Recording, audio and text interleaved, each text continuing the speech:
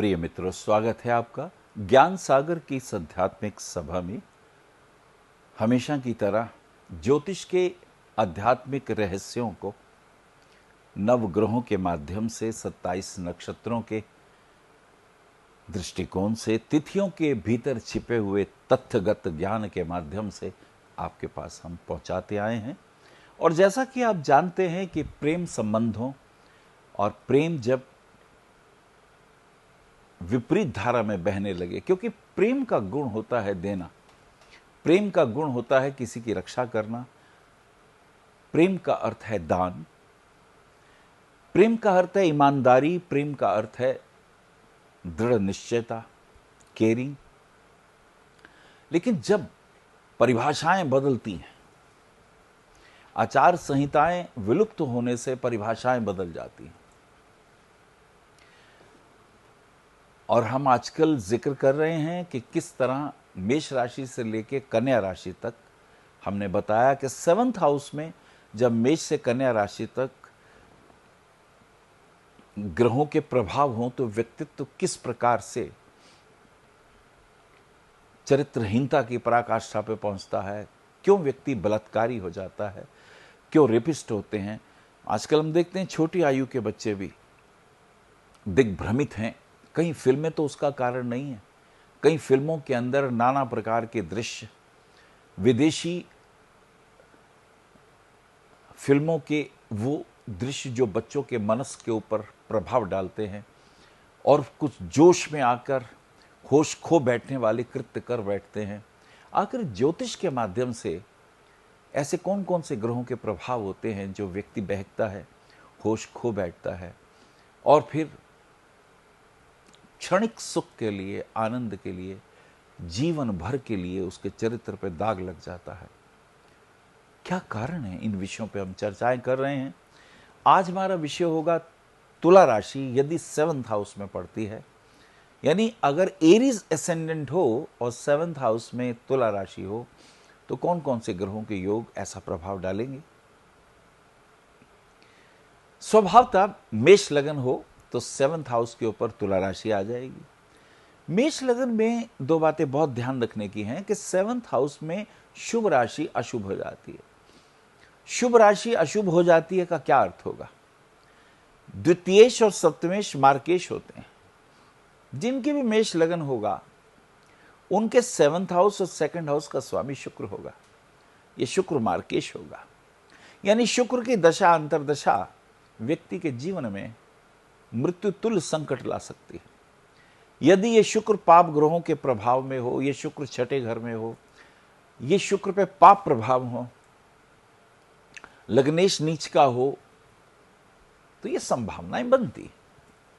लेकिन हमारा विषय है काम, प्रेम और किस प्रकार से व्यक्ति चरित्रहीन होता है। देखिए, अगर लगन का स्वामी मंगल 7th हाउस में आ जाता है, if the lord of ascendant place in the 7th house, Mangal का शुक्र की राशि में आना पुरुषों की पत्री में विशेष रूप से शुक्र और मंगल का बहुत प्रभाव होता है।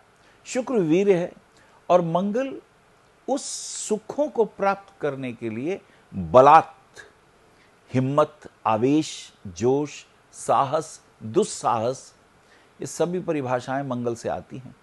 ये मंगल शुक्र का जो संबंध है 7वें घर में हो तो व्यक्ति अत्यधिक प्रेम, अत्यधिक स्नेह, अत्यधिक यौन सुखों की ओर उसका चित्त भटकता है। और यदि मेष लगन में चतुर्थेश चंद्रमा भी 7वें घर में हो, चौथा घर मन का होता है।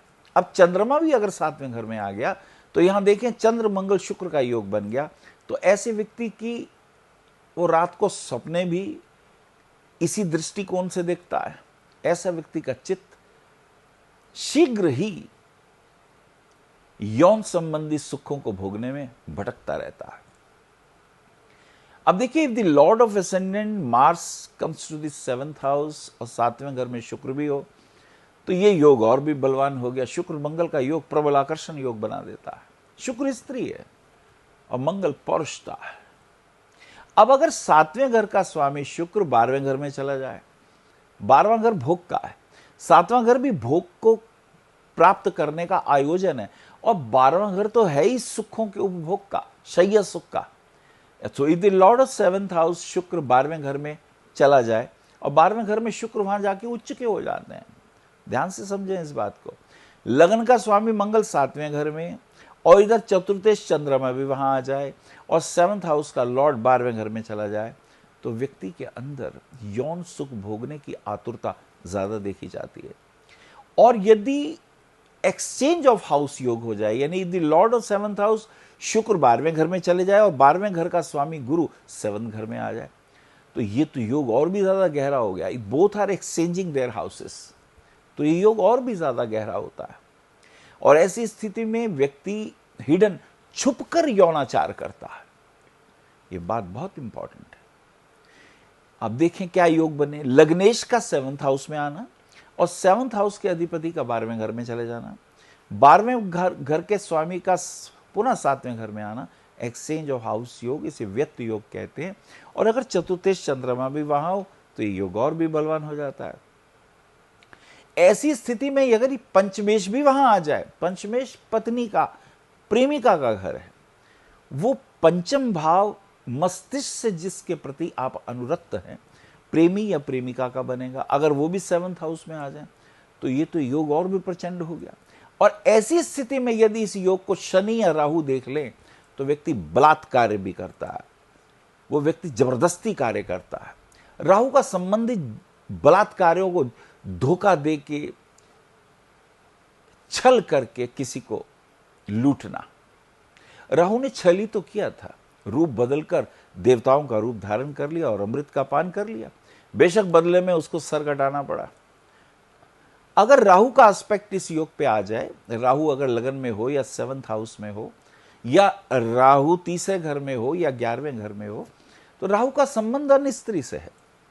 अब देखिए मेष लगन की खास बात देखिए, 7th हाउस में शुक्र, दूसरे भाव का स्वामी शुक्र, धन धान के दृष्टिकोण से तो बहुत बलवान पत्री रहेगी।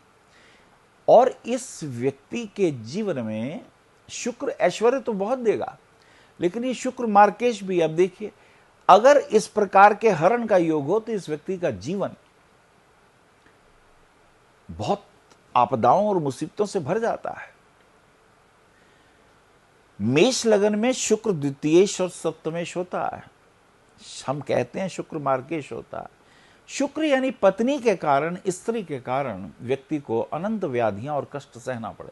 पृथ्वीराज को भी अपनी सेना के जबरदस्त सूरमाओं का बलिदान देना पड़ा। शुक्र वीर भी है, शुक्र स्त्री भी है, शुक्र शक्ति भी है, शुक्र क्षमा भी है, दया भी है, संतोष भी है, करुणा भी है, वात्सल्य भी है, प्रेम भी है, अनेक रूप है। और मेष लगन में 7th भाव का स्वामी शुक्र, मंगल और शुक्र स्वभावतः ऐसे व्यक्ति प्रेमी होते हैं। ऐसे व्यक्ति विपरीत सेक्स की तरफ स्वभावतः आकर्षित होते हैं। और 5th भाव में सूर्य की राशि, सिंह राशि, इनकी जो प्रेमिका होगी या प्रेमी होंगे वो बड़े रॉयल खानदान के, बड़े अच्छे ऊंचे विचारों वाले होंगे, तो ये उनका सम्मान करते हैं, अदब करते हैं। यही हुआ। संयोगिता किसी राजा की पुत्री थी। और फिर जयचंद तो मशहूर हैं, गद्दारी के अंदर जब गद्दार शब्द आता है तो जयचंद का नाम लिया जाता है। मेष लगन में कैसी वृत्तियां पैदा होती हैं ये समझने की बात है। मेष लगन का स्वामी मंगल है, मंगल शौर्य है, और ऐसे व्यक्ति का अष्टमेश भी मंगल है, वो आयु का प्रतीक है। मंगल शौर्य है। मंगल के लिए द्वितीयेश और सप्तमेश मार्केश होते हैं। वरामिहिर कहते हैं द्वितीयेश और सप्तमेश अपनी दशा अंतरदशा में मृत्यु तुल्य कष्ट देते हैं। ऐसा शुक्र यदि राहु, शनि, मंगल, सूर्य इत्यादि क्रूर ग्रहों या पाप ग्रहों के प्रभाव में आ जाए तो ऐसे व्यक्ति को पत्नी सुख नहीं होता, स्त्री सुख नहीं होता, या स्त्री बीमार होती है, या विवाह हो तो तलाक हो जाते हैं। खास करके कब? यदि सप्तमेश शुक्र, राहु, शनि, मंगल, केतु इत्यादि पाप ग्रहों के प्रभाव में हो तो उस व्यक्ति को पत्नी का सुख नहीं मिलता। अब देखिए, मेष लगन में शुक्र है ही पत्नी के कारक, 7th हाउस के स्वामी। द्वितीय धन के भी कारक हैं, धन की वृद्धि रहती है। आर्थिक दृष्टि से ये पत्नी जो होती है समृद्ध होती है, लेकिन जो हमारा दृष्टिकोण है, उस दृष्टिकोण के अंदर किस प्रकार से व्यक्ति कामुकता की पराकाष्ठा पे पहुंच जाता है। अब ये शुक्र, मंगल, सूर्य, चंद्रमा, इनके ऊपर पाप प्रभाव हो। चंद्रमा मन का कारक बन जाएगा, सूर्य मनस चिंतन का, प्रेमी प्रेमिका का संबंध बनाएगा, 7वें घर में पत्नी का भाव दिखाई देगा। शुक्र पर अकेला ही पाप प्रभाव हो तो स्त्री को कष्ट होता है और स्त्री के कारण कष्ट होता है। और यदि शुक्र द्वितीयेश और सप्तमेश भी हो तो स्त्री के विशेष रूप से स्त्री का पर्याय हो जाता है। और ऐसी दृष्टिकोण में शनि का प्रभाव डिप्रेशन लाएगा, मिसअंडरस्टैंडिंग क्रिएट करेगा। शुक्र और सूर्य का एक साथ होना स्वभावता प्रेम विवाह की ओर आकर्षित योग बनाने वाला होता है। और इसको राहु का देखना या शनि का देखना जीवन में उतार चढ़ाव लाता है, संबंध किरकिरे होते हैं, तनाव होता है, लड़ाई झगड़ा भी होता है, तलाक तक की स्थिति देखी जाती है और व्यक्ति के जीवन में दुख और संकट बढ़ जाते हैं। तो आपने देखा, मेष लगन में शुक्र का, खास करके वृषभ लगन हो या तुला लगन हो, वहां भी इस स्थिति को ध्यान से देखना चाहिए। वृषभ लगन जब होगा तो 12वें भाव का स्वामी तुला राशि हो जाएगी और 7वें भाव में वृषभ राशि हो जाएगी। और अगर वृषभ लगन होगा तो लग्नेश शुक्र हो जाएगा और 6ठे भाव के अंदर शुक्र की राशि तुला आ जाएगी। शुक्र का लड़कों की पत्री में पाप ग्रहों से प्रभावित नहीं होना चाहिए।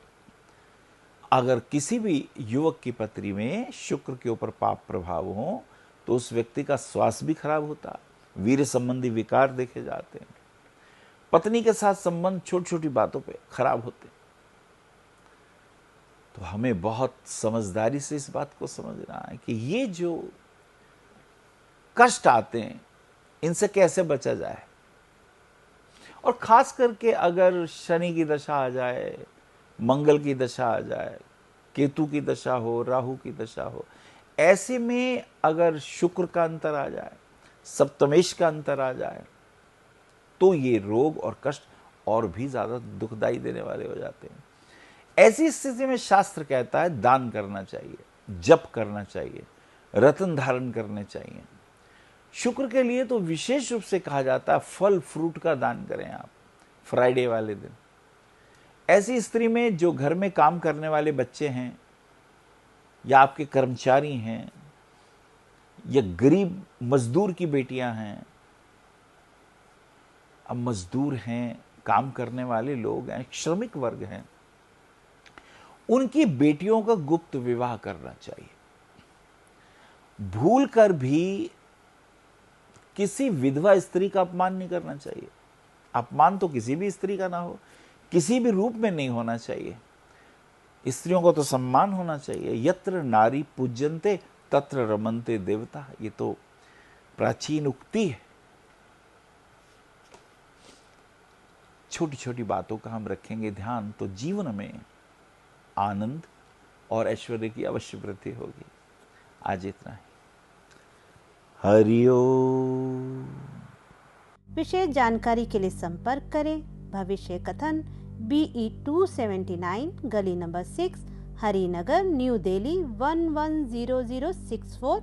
हमारे फ़ोन नंबर है 9891739999 9818189993 88600060309810888002। हमारी वेबसाइट है www.bhavishyakathan.org।